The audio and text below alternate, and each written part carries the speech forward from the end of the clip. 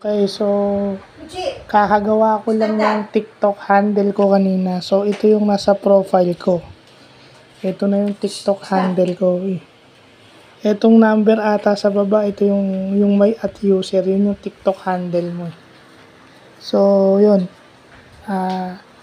Ayoko sanang gumawa ng TikTok pero para motivated by Bubbles and Mokang yung dalawang karakter na laging sinasabihan si Tanggol na mag-improve para hindi na gumawa ng masama.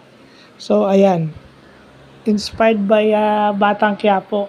Yung dalawang babae sa buhay ni Tanggol. Ayan. Nawala na.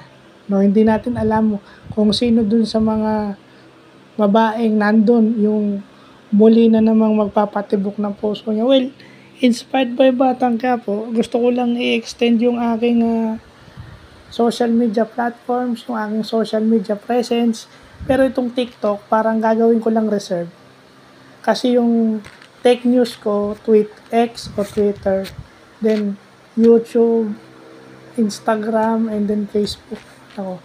Hindi ko alam kung magpipin interest pa ako, but definitely yung TikTok, kung gusto kong magkaroon ng research o ng explanatory, if I want to videos on that, maging investigative o non-investigative mode, siguro may makikita ako sa TikTok. So, papalo na lang po yan. So, yun lang po.